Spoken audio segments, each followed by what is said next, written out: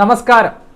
ഇന്ന് നമ്മൾ പഠിക്കാൻ പോകുന്നത് എക്കണോമിക്സിലെ സാമ്പത്തിക വ്യവസ്ഥകളും അതേപോലെ തന്നെ അതുമായി ബന്ധപ്പെടുത്തിയ മേഖലകളുമാണ് നമ്മൾ ഇന്ന് പഠിക്കാൻ പോകുന്നത്.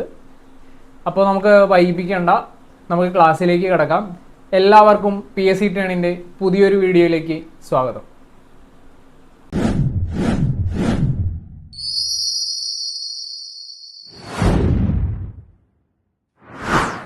സമ്പദ് വ്യവസ്ഥകൾ പലതരത്തിലുണ്ട്. അത് വിവിധ രാജ്യങ്ങൾ വിവിധ സമ്പദ് വ്യവസ്ഥകളാണ് ഫോളോ ചെയ്തുകൊണ്ടിരിക്കുന്നത്. അതിൽ ഒന്നാമത്താണ് മുതലാളിത്ത, രണ്ടാമത്താണ് സോഷ്യലിസ്റ്റ്, മൂന്നാമത്താണ് മിശ്ര സമ്പദ് വ്യവസ്ഥ. ഇന്ത്യ ഫോളോ ചെയ്തുകൊണ്ടിരിക്കുന്നത് മിശ്ര സമ്പദ് വ്യവസ്ഥയാണ്. നമുക്ക് ഓരോ സമ്പദ് വ്യവസ്ഥയെ കുറിച്ചിട്ട് പഠിക്കാം. അതിൽ ഒന്നാമത്തേതാണ് മുതലാളിത്ത സമ്പദ് വ്യവസ്ഥ. ഉൽപാദനോപാധികൾ സ്വകാര്യ ഉടമസ്ഥയിലുള്ളതും ലാഭം ലക്ഷ്യമാക്കി പ്രവർത്തിക്കുന്നതുമായ സമ്പദ് വ്യവസ്ഥ ഏതാണ്? അത് മുതലാളിത്ത സമ്പദ് വ്യവസ്ഥയാണ്. എന്താണ്? സ്വകാര്യ ഉടമസ്ഥയിലുള്ളതും ലാഭം ലക്ഷ്യമാക്കി പ്രവർത്തിക്കുന്നതുമായ സമ്പദ് വ്യവസ്ഥ. അവർ ലാഭം മാത്രമേ നോക്കത്തുള്ളൂ. മുതലാളിത്ത സമ്പദ് വ്യവസ്ഥയുടെ സവിശേഷതകൾ കുറച്ച് നോക്കാം. സംരംഭകർക്ക് ഏത് ഉൽപ്പന്നവും ഉൽപ്പാദിപ്പിക്കുവാനുള്ള സ്വാതന്ത്ര്യം. എന്താണ്? നമുക്ക് എനിക്കിപ്പോൾ എന്ത് വേണമെങ്കിലും ഉണ്ടാക്കാനുള്ള സ്വാതന്ത്ര്യമുണ്ട്. സ്വകാര്യ സ്വത്തവകാശം, അതായത് ഞാനവിടെ ഒരു സംരംഭം തുടങ്ങുകയാണെങ്കിൽ അത് എൻ്റെ മാത്രം ഇതായിരിക്കും. ലാഭം ലക്ഷ്യമാക്കിയുള്ള പ്രവർത്തനം ആയിരിക്കും അവിടെ. ലാഭം എനിക്കെന്താ, ഞാനൊരു സംരംഭം തുടങ്ങുകയാണെങ്കിൽ അത് ലാഭം മാത്രം ലക്ഷ്യമാക്കി എന്ന രീതിയിലായിരിക്കും നോക്കുക. പാരമ്പര്യ സ്വത്ത് കൈമാറ്റ രീതി, അതായത് ഞാനിപ്പോൾ തുടങ്ങുകയാണെങ്കിൽ എൻ്റെ തലമുറയ്ക്ക് അടുത്ത കൈമാറുക എന്ന രീതിയിലാണ് പാരമ്പര്യ സ്വത്ത് കൈമാറ്റ രീതി. വില നിയന്ത്രണമില്ലാത്ത സ്വതന്ത്രമായ കമ്പോളം. എനിക്ക് എപ്പോൾ വേണമെങ്കിലും വില കൂട്ടാം അല്ലെങ്കിൽ കുറയ്ക്കാം, എങ്ങനെ വേണമെങ്കിലും ചെയ്യാൻ പറ്റുന്ന ഒരു സമ്പദ് വ്യവസ്ഥയാണ് മുതലാളിത്ത സമ്പദ് വ്യവസ്ഥ. മുതലാളിത്ത സമ്പദ് വ്യവസ്ഥയ്ക്ക് രാജ്യങ്ങൾക്ക് ഉദാഹരണം ഏതൊക്കെയാണ്? United state of America, United kingdom. ഏതൊക്കെയാണ്? UK, USA. അടുത്ത നമുക്ക് നോക്കാം സോഷ്യലിസ്റ്റ് സമ്പദ് വ്യവസ്ഥ. ഉൽപാദനോപാധികൾ പൊതു ഉടമസ്ഥയിലുള്ളതും കേന്ദ്രീകൃത ആസൂത്രണം അടിസ്ഥാനമാക്കി പ്രവർത്തിക്കുന്നതുമായ സമ്പദ് വ്യവസ്ഥ. അതെന്താണ്? പൊതു ഉടമസ്ഥയിലുള്ളതാണ്, അതേപോലെ തന്നെ കേന്ദ്രീകൃത ആസൂത്രണവും വരും. അതിനെ കുറച്ച് സവിശേഷതകൾ നോക്കാം. ജനക്ഷേമം ലക്ഷ്യമാക്കിയുള്ള പ്രവർത്തനം, അതായത് ജനങ്ങളുടെ ക്ഷേമം ലക്ഷ്യമാക്കിയുള്ള പ്രവർത്തനം. സ്വകാര്യ സംരംഭകരുടെ അഭാവം, അതായത് അധികം സ്വകാര്യ സംരംഭകർ ഉണ്ടാവത്തില്ല. സ്വകാര്യ സ്വത്തവകാശം അല്ലെങ്കിൽ പാരമ്പര്യ സ്വത്ത് കൈമാറ്റ രീതി എന്നിവ പറ്റത്തില്ല. എന്നിവയുടെ അഭാവം, അത് പറ്റത്തില്ല. എന്താണ്? എനിക്കാണെങ്കിൽ അത് അടുത്ത ആൾക്ക് എന്ന രീതിയിൽ പറ്റത്തുള്ളൂ, അല്ലാതെ എൻ്റെ തലമുറയ്ക്ക് എന്ന രീതിയിൽ പറ്റത്തില്ല. സാമ്പത്തിക സമത്വം, എല്ലാവർക്കും തുല്യ സാമ്പത്തിക സമത്വം എന്ന രീതിയിൽ. സോഷ്യലിസ്റ്റ് സമ്പദ് വ്യവസ്ഥയുടെ ഉദാഹരണം ഏതാ? അത് ക്യൂബയും ചൈനയാണ്. അപ്പോൾ ഏതൊക്കെയാണ് സോഷ്യലിസ്റ്റ് സമ്പദ് വ്യവസ്ഥയുടെ ഏതൊക്കെ രാജ്യങ്ങളാണ് കീപ്പ് ചെയ്യുന്നത്? അത് ക്യൂബയും ചൈനയും. മുതലാളിത്ത അമേരിക്കയും ബ്രിട്ടനും. അടുത്താണ് മിശ്ര സമ്പദ് വ്യവസ്ഥ. മുതലാളിത്ത സമ്പദ് വ്യവസ്ഥയുടെയും സോഷ്യലിസ്റ്റ് സമ്പദ് വ്യവസ്ഥയുടെയും ചില സവിശേഷതകൾ ചേർന്ന സമ്പദ് വ്യവസ്ഥ. അതായത് മുതലാളിത്തവും വരും, അതേപോലെ തന്നെ സോഷ്യലിസ്റ്റും വരും. അതായത് പൊതുവായിട്ടുള്ള ആൾ വരും, അതേ സ്വകാര്യമായിട്ടുള്ള ആൾ വരും. സ്വകാര്യം. കുറച്ച് സവിശേഷതകൾ നോക്കാം. പൊതുമേഖലയും സ്വകാര്യ മേഖലയും നിലനിൽക്കുന്നു. ആസൂത്രണത്തിൽ അധിഷ്ഠിതമായി പ്രവർത്തിക്കുന്നു. ക്ഷേമ പ്രവർത്തനങ്ങൾക്ക് പ്രാധാന്യം നൽകുന്നു. എന്നാണ്? പൊതുമേഖലയും സ്വകാര്യ മേഖലയും നിലനിൽക്കുന്നുണ്ട്. അതുപോലെ എന്താ? ആസൂത്രണത്തിൽ അധിഷ്ഠിതമായിട്ടാണ് പ്രവർത്തിക്കുന്നത്. ക്ഷേമ പ്രവർത്തനങ്ങൾക്ക് പ്രാധാന്യം നൽകുന്നു. ജനക്ഷേമ പ്രവർത്തനങ്ങൾക്കൊക്കെ പ്രാധാന്യം നൽകുന്നു. അതുപോലെ തന്നെ സ്വകാര്യ സ്വത്തവകാശത്തിനുള്ള സ്വാതന്ത്ര്യവും സാമ്പത്തിക നിയന്ത്രണം ഒരുപോലെ നിലനിൽക്കുന്നു. അതായത് എനിക്ക് സ്വകാര്യ സ്വാതന്ത്ര്യവും ഉണ്ട്, അതേപോലെ തന്നെ സാമ്പത്തിക നിയന്ത്രണം ഒരുപോലെ നിലനിൽക്കുന്നതാണ് മിശ്ര സമ്പദ് വ്യവസ്ഥ. ഇന്ത്യയിൽ നിലനിൽക്കുന്ന സമ്പദ് വ്യവസ്ഥ അതേതാണ്? മിശ്ര സമ്പദ് വ്യവസ്ഥ. നമ്മൾ പറഞ്ഞിട്ടുണ്ടായിരുന്നു നേരത്തെ. അടുത്താണ്, ഇത്രയാണ് സമ്പദ് വ്യവസ്ഥ. 3 തരം ഏതൊക്കെയാണ്? മുതലാളിത്ത, സോഷ്യലിസ്റ്റ്, മിശ്ര സമ്പദ് വ്യവസ്ഥ. ഇതിന് ഉദാഹരണങ്ങളൊക്കെ നോക്കുക. സ്റ്റേറ്റ്മെന്റ് എന്ന രീതിയിലൊക്കെ ക്വസ്റ്റ്യൻസ് ചോദിക്കാനുള്ള ചാൻസസ് കൂടുതലാണ്. അടുത്തതാണ് പുത്തൻ സാമ്പത്തിക പരിഷ്കാരം. അതിനുള്ള എക്സാമ്പിൾ അതിലൊക്കെ ഏതൊക്കെ ക്ലാസിഫിക്കേഷൻ വരുന്നുണ്ട്? ഗ്ലോബലൈസേഷൻ അഥവാ ആഗോളവൽക്കരണം അഥവാ ഗ്ലോബലൈസേഷൻ. ഉദാരവൽക്കരണം അല്ലെങ്കിൽ ലിബറലൈസേഷൻ. സ്വകാര്യവൽക്കരണം, പ്രൈവറ്റൈസേഷൻ. എന്നീ 3 കാര്യങ്ങളാണ് പുത്തൻ സാമ്പത്തിക പരിഷ്കാരങ്ങൾ ഉൾപ്പെടുന്നത്. എന്തൊക്കെയാണ്? ആഗോളവൽക്കരണം, ഉദാരവൽക്കരണം, അതേപോലെ തന്നെ സ്വകാര്യവൽക്കരണം. അതിലൊന്നാമത്തേതായ ആഗോളവൽക്കരണം നോക്കാം. അതിരുകളില്ലാതെ ഉൽപ്പന്നങ്ങൾ, സേവനങ്ങൾ, വിഭവങ്ങൾ, മൂലധനം, പുത്തൻ സാങ്കേതിക വിദ്യ, മനുഷ്യ വിഭവശേഷി എന്നിവ ലോകത്തെല്ലായിടത്തും വ്യാപിച്ച് അറിയപ്പെടുന്നതാണ് ആഗോളവൽക്കരണം. എന്താണ്? മൊത്തത്തിൽ വിഭജിച്ച് കിടക്കുന്നതാണ് എന്ത്? ആഗോളവൽക്കരണം. എന്തൊക്കെയാണ്? ഉൽപ്പന്നങ്ങൾ, സേവനങ്ങൾ, വിഭവങ്ങൾ, മൂലധനം, പുത്തൻ സാങ്കേതിക വിദ്യ, അതേപോലെ തന്നെ മനുഷ്യ വിഭവശേഷി എന്നിവ എങ്ങനെയൊക്കെ ലോകം മൊത്തം വ്യാപിച്ചു കിടക്കുന്നതാണ് എന്ത്? ആഗോളവൽക്കരണം. ആഗോള ഗ്രാമം എന്ന ആശയത്തിന് രൂപം നൽകിയത് ഏതാണ്? ആഗോളവൽക്കരണം. ആഗോള ഗ്രാമം എന്ന ആശയത്തിന് രൂപം നൽകിയത് എന്താ? ആഗോളവൽക്കരണമാണ്. ആഗോളവൽക്കരണത്തിന് അനുസൃതമായി ആഗോള നയ രൂപീകരിക്കുകയും നടപ്പിലാക്കുകയും ചെയ്യുന്ന സ്ഥാപനങ്ങളുണ്ട്. ഏതൊക്കെയാണ്? ലോകബാങ്ക്, അന്താരാഷ്ട്ര നാണയനിധി, അതേപോലെ തന്നെ ലോക വ്യാപാര സംഘടന. ഇത് 3 പേരാണ് ആഗോളവൽക്കരണത്തിൽ ഡിപ്പെൻഡ് ചെയ്തിരിക്കുന്ന കാര്യങ്ങൾ. അടുത്ത നോക്കാം. 1944 ബ്രിട്ടൻ വുഡ് സമ്മേളനത്തിലാണ് ലോകബാങ്കും IMF സ്ഥാപിച്ചത്. IMF സ്ഥാപിച്ചത് ഏത് സമ്മേളനത്തിനാണ്? ബ്രിട്ടൻ വുഡ് സമ്മേളനത്തിലാണ് ലോകബാങ്കും IMFും സ്ഥാപിച്ചത്. അത് രണ്ടും സ്ഥാപിച്ചെന്ന 1944. ലോകബാങ്കിന്റെയും IMFിന്റെയും ആസ്ഥാനം എവിടെയാണ്? അത് അമേരിക്കയിലെ വാഷിംഗ്ടൺ DC ആണ്. അതായത് ലോകബാങ്കിന്റെയും IMFിന്റെയും ആസ്ഥാനം വാഷിംഗ്ടൺ DC ആണ്. ബ്രിട്ടൻ വുഡ് സമ്മേളനത്തിലെ ഇരട്ടകൾ എന്നറിയപ്പെടുന്നതും ആരാണ്? ലോകബാങ്കും IMFും ആണ്. ഏതൊക്കെയാണ്? ലോകബാങ്കും IMFും ആണ് ഇരട്ടകൾ എന്ന് അറിയപ്പെടുന്നത്. ലോക വ്യാപാര സംഘടന രൂപീകരിച്ചത് 1995 IMFും ലോകബാങ്കും എന്നായിരുന്നു 1944. ആസ്ഥാനം എവിടെ? സ്വിറ്റ്സർലാൻഡിലെ ജനീവ. മറ്റേതായാലും വാഷിംഗ്ടൺ DC. ഇന്ത്യ ലോക വ്യാപാര സംഘടനയിൽ അംഗമായ വർഷം, അതായത് വന്ന അതേ വർഷം തന്നെയാണ് ഇന്ത്യ ലോക വ്യാപാര സംഘടനയിൽ അംഗമാകുന്നത്. അടുത്തത് നോക്കാം. ഉദാരവൽക്കരണം. ബഹുരാഷ്ട്ര കമ്പനികളുടെ ഉൽപ്പന്നങ്ങൾക്കും മൂലധനത്തിനും നിയന്ത്രണങ്ങളില്ലാതെ കടന്നു വരുന്നതിനായി ഇറക്കുമതി നിയമങ്ങളും നികുതികളും ഉദാരമാക്കിയതാണ് അറിയപ്പെടുന്നതാണ് എന്ത്? ഉദാരവൽക്കരണം. എന്തൊക്കെയാണ്? ബഹുരാഷ്ട്ര കമ്പനികളുടെ ഉൽപ്പന്നങ്ങൾക്കും മൂലധനത്തിനും നിയന്ത്രണങ്ങളില്ലാതെ ഇറക്കുമതിയും കയറ്റുമതിയും എന്ന രീതിയിൽ നികുതിയിലൊക്കെ ഇളവ് വരുന്ന നിയമങ്ങളൊക്കെയാണ് ഉദാരവൽക്കരണം എന്ന് പറയുന്നത്. അടുത്താണ് സ്വകാര്യവൽക്കരണം. പൊതുമേഖലാ സ്ഥാപനങ്ങളെ സ്വകാര്യവൽക്കരിക്കുന്ന നടപടി എന്നറിയപ്പെടുന്നതാണ് സ്വകാര്യവൽക്കരണം. എന്നാണ്? പൊതുമേഖലാ സ്ഥാപനങ്ങൾ. അതായത് നമുക്ക് സ്വകാര്യവൽക്കരണം എന്ന രീതിയിൽ തന്നെ പറയുമ്പോൾ മനസ്സിലാവും. പൊതുമേഖലാ സ്ഥാപനങ്ങളുടെ സ്വകാര്യവൽക്കരിക്കുന്ന നടപടി എന്നറിയപ്പെടുന്നത് സ്വകാര്യവൽക്കരണം. പുത്തൻ സാമ്പത്തിക നയം നിലവിൽ വരുമ്പോൾ ആരാണ് പ്രധാനമന്ത്രി? അത് നമ്മെ PV നരസിംഹറാവു. ആരാണ്? PV നരസിംഹറാവു ആണ് എന്ത് വരുന്നത്? പുത്തൻ സാമ്പത്തിക നയം നിലവിൽ വരുമ്പോൾ പ്രധാനമന്ത്രി. ധനകാര്യമന്ത്രി ആയിരുന്നു? അത് ഡോക്ടർ മൻമോഹൻ സിംഗ്. നമുക്ക് 5 ഇയർ പ്ലാൻ ഒക്കെ പഠിക്കുമ്പോൾ നമുക്ക് ആ ഡീറ്റെയിൽസ് ആയിട്ട് ആ ഇയറും അതിൻ്റെ ഇടയിലുള്ള കാര്യങ്ങളൊക്കെ പഠിക്കാം. ഇത്രയും കാര്യങ്ങൾ നിങ്ങളിപ്പോൾ പുത്തൻ സാമ്പത്തിക നയത്തിൽ പഠിച്ചു വയ്ക്കുക. അടുത്തതാണ് ദേശീയ വരുമാനം. ഒരു ദേശീയ വരുമാനം എങ്ങനെയാണ് കണക്കാക്കുക? അതിൻ്റെ അടിസ്ഥാന കാര്യങ്ങൾ എങ്ങനെയൊക്കെയാണെന്ന് നോക്കാം. ദേശീയ വരുമാനം ഒരു രാജ്യത്ത് ഒരു വർഷം ഉൽപ്പാദിപ്പിക്കുന്ന സാധനങ്ങളുടെയും സേവനങ്ങളുടെയും ഭാഗമായി ലഭിക്കുന്ന വരുമാനമാണ് എന്ത്? ദേശീയ വരുമാനം. എന്തൊക്കെയാണ്? ഒരു വർഷം ഉൽപ്പാദിപ്പിക്കുന്ന സാധനങ്ങളുടെയും സേവനങ്ങളുടെയും ഭാഗമായി വരുന്ന വരുമാനമാണ് എന്ത്?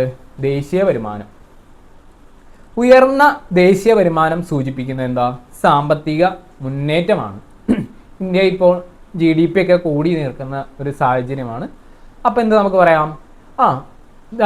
രാജ്യത്തിൻ്റെ സാമ്പത്തിക മുന്നേറ്റമാണ് നമ്മളതിൽ കാണുന്നത്.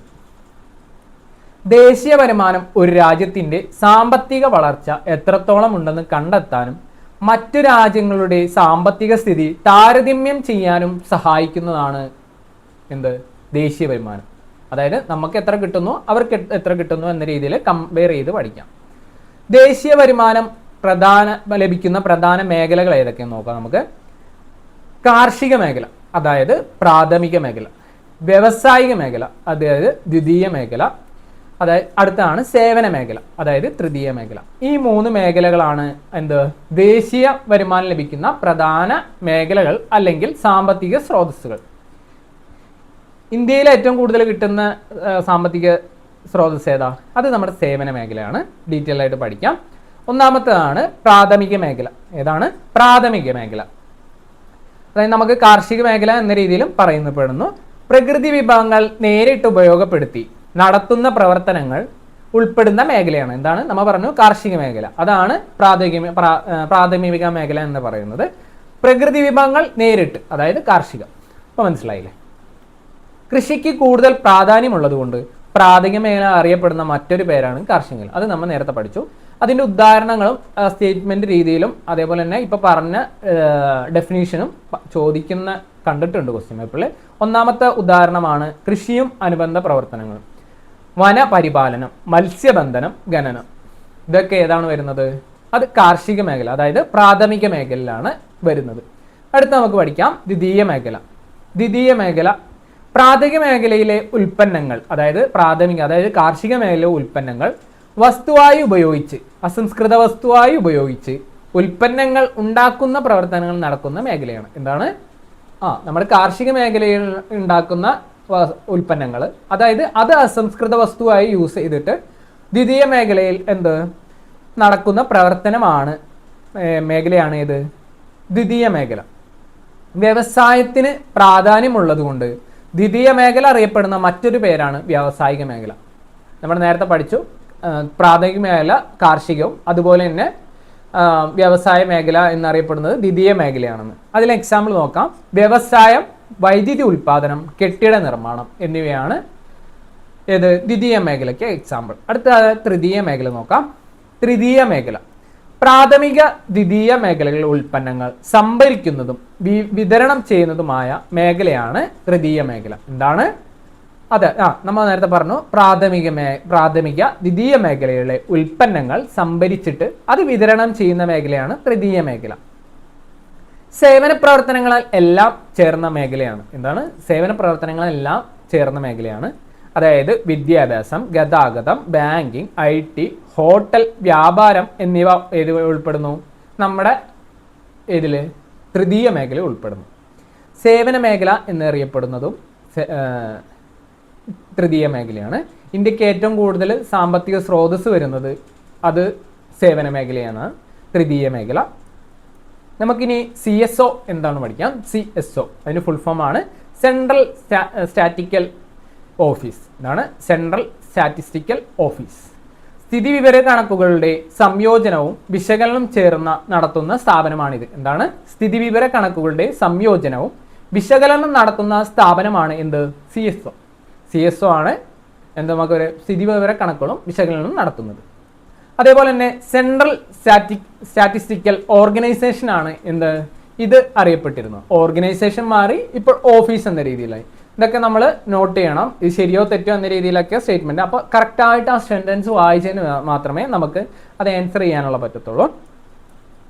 1951 സെൻട്രൽ സ്റ്റാറ്റിസ്റ്റിക്കൽ ഓർഗനൈസേഷൻ നിലവിൽ വന്നു. അതേതാണ് 5 ഇയർ പ്ലാനിന്റെ ഒന്നാമത്തെ പദ്ധതിയിലെ ഭാഗമായിട്ടുള്ള കാലഘട്ടത്തിലാണ് വരുന്നത്. 5 ഇയർ പ്ലാൻ പഠിക്കുമ്പോൾ നമുക്ക് ഒന്നുകൂടി പറയാം. ആസ്ഥാനം എവിടെയാണ്? ന്യൂഡൽഹിയിലാണ് ആസ്ഥാനം. സെൻട്രൽ സ്റ്റാറ്റിസ്റ്റിക്കൽ ഓർഗനൈസേഷന്റെ രൂപീകരണത്തിന് മുൻകൈ എടുത്ത വ്യക്തിയാണ് PC മഹൽനോബിസ്. PC മഹൽനോബിസിന്റെ കുറച്ച് കാര്യങ്ങളൊക്കെ നമ്മൾ കഴിഞ്ഞ ക്ലാസ്സിൽ പഠിച്ചിട്ടുണ്ട്. ആ കാര്യങ്ങൾ കാണാത്തവരുണ്ടെങ്കിൽ അത് കാണുക. എന്നാൽ മാത്രമേ ഇതിനൊരു തുടർച്ചയായിട്ടുള്ള കിട്ടത്തുള്ളൂ. വൈറ്റ് പേപ്പർ അഥവാ ധവള വിപ്ലവം പുറത്തിറക്കുന്നത് ആരാണ്? സെൻട്രൽ സ്റ്റാറ്റിസ്റ്റിക്കൽ ഓർഗനൈസേഷനാണ്. അതാരാണ്? CSO ആണ് നടന്നത്. അതായത് ഓർഗനൈസേഷൻ മാറി ഓഫീസാക്കിയപ്പോൾ എല്ലാ മേഖലകളിലെയും സ്ഥിതിവിവര കണക്കുകൾ അതേപോലെ തന്നെ ആസൂത്രണ പ്രവർത്തനങ്ങൾ ശേഖരിച്ച് ഉപയോഗിക്കുന്ന തരത്തിൽ ചിട്ടപ്പെടുത്തുന്നു. നമ്മൾ നേരത്തെ പറഞ്ഞ പോലെ തന്നെയാണ്. സ്ഥിതിവിവര കണക്കുകൾ ഉപയോഗപ്പെടുത്തി ദേശീയ വരുമാനം കണ്ടെത്തും. അപ്പോൾ ദേശീയ വരുമാനം കണ്ടെത്തുന്നുള്ള ഒരു സ്ഥാപനമാണ് CSO, അതായത് ദേശീയ സ്റ്റാറ്റിസ്റ്റിക്കൽ ഓർഗനൈസേഷൻ, അഥവാ നമുക്കിപ്പോൾ ഓഫീസ് എന്ന രീതിയിലായിട്ടുണ്ട്. ഇനി അടുത്ത ഒരു മേഖല നമുക്ക് നോക്കാം. അറിവ് സമ്പദ്ക്രമം, അതായത് നോളജ് എക്കണോമിയാണ് അടുത്തത്. ദേശീയ വരുമാനത്തിൽ ഏറ്റവും കൂടുതൽ സംഭാവന നൽകുന്ന മേഖലയാണ് തൃതീയ മേഖല. ഞാൻ നേരത്തെ പറഞ്ഞു, അതായത് സേവന മേഖല. സാമ്പത്തിക വളർച്ച കൈവരിക്കുന്നതിനായി അറിവും സാങ്കേതിക വിദ്യയും ഫലപ്രദമായി ഉപയോഗിക്കുന്ന മേഖലയാണ് അറിവ് അധിഷ്ഠിത മേഖല. അതായത് നമ്മളിപ്പോൾ പറഞ്ഞത് സാമ്പത്തിക മേഖല എന്താണ്? സാമ്പത്തിക വളർച്ച കൈവരിക്കുന്നതിനായി അറിവും സാങ്കേതിക വിദ്യയും ഫലപ്രദമായി ഉപയോഗിക്കുന്ന മേഖലയാണ് അറിവധിഷ്ഠിത മേഖല. അതിന് എക്സാമ്പിൾ നോക്കാം.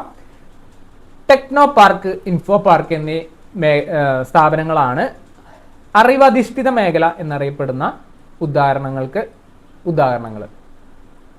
എന്തൊക്കെയാണ് വരിക? വിദ്യാഭ്യാസം, നൂതന സാങ്കേതിക ആശയങ്ങളുടെ പ്രയോഗം, അതേപോലെ തന്നെ വിനിമയ സാങ്കേതിക വിദ്യ എന്നിവയാണ് അറിവ് സമ്പദ്ക്രമത്തിന്റെ അടിസ്ഥാനം. എന്തൊക്കെയാണ്? വിദ്യാഭ്യാസം, നൂതന സാങ്കേതിക വിദ്യ, ആശയങ്ങളുടെ പ്രയോഗം, വിവരവിനിമയ, അതായത് IT, വിവരവിനിമയ സാങ്കേതിക വിദ്യ. ഭൗതിക മൂലധനത്തിന്റെ ഉൽപാദനവും ഉപയോഗവും നടക്കുന്ന സമ്പദ്ക്രമമാണ് അറിവ് സമ്പദ്ക്രമം. എന്തൊക്കെയാണ്? ഭൗതിക മൂലധനത്തിന്റെ ഉൽപാദനവും ഉപഭോഗവും. എന്തൊക്കെയാണ്? ഉൽപാദനവും ഉപഭോഗവുമാണ് നടക്കുന്ന സമ്പദ്ക്രമമാണ് അറിവ് സമ്പദ്ക്രമം. ഒരു സംരംഭത്തിലോ സമൂഹത്തിലോ ഉള്ള ആളുകളുടെ കൂട്ടായ അറിവ് അറിയപ്പെടുന്നത് ഭൗതിക മൂലധനമാണ്. അറിവധിഷ്ഠിത മേഖല ഉൾപ്പെടുന്നത് തൃതീയ മേഖല. നമ്മളൊക്കെ സേവനം, അതൊക്കെ ടെക്നോ പാർക്കായാലും ഇൻഫോ പാർക്കായാലും നമുക്ക് സേവനം നൽകുന്നതാണ്. അപ്പോൾ ഇത്രയാണ് മേഖലകൾ. അതായത് ഇന്ന് നമ്മൾ പഠിച്ചത് സമ്പദ് വ്യവസ്ഥയും അതേപോലെ തന്നെ മേഖലകളാണ്. ഇത്രയാണ് ഇന്ന് നമ്മൾ എടുക്കാൻ ഉദ്ദേശിച്ചിട്ടുള്ളത്. അടുത്ത പാർട്ടായിട്ട് നമുക്ക് ഓരോ ടേംസ് ഉണ്ടല്ലോ, GDP, അതേപോലെ തന്നെ NNP, അങ്ങനത്തെ ഓരോ ടേംസ് ഒക്കെ നമുക്ക് വിശദമായിട്ട് നോക്കാം. നിങ്ങൾക്ക് ഈ വീഡിയോ ഇഷ്ടപ്പെട്ടെങ്കിൽ നിങ്ങൾക്ക് PSC പഠിക്കുന്ന ഉദ്യോഗാർത്ഥികൾക്ക് തീർച്ചയായും ഇത് ഷെയർ ചെയ്യുക. നിങ്ങളുടെ സപ്പോർട്ട് ഉണ്ടെങ്കിൽ മാത്രമേ നമ്മൾ സിലബസ് അനുസരിച്ച് ഓരോ ടോപ്പിക് വൈസ് ആണ് വിശദമായിട്ടാണ് നമ്മൾ പഠിപ്പിക്കുന്നത്.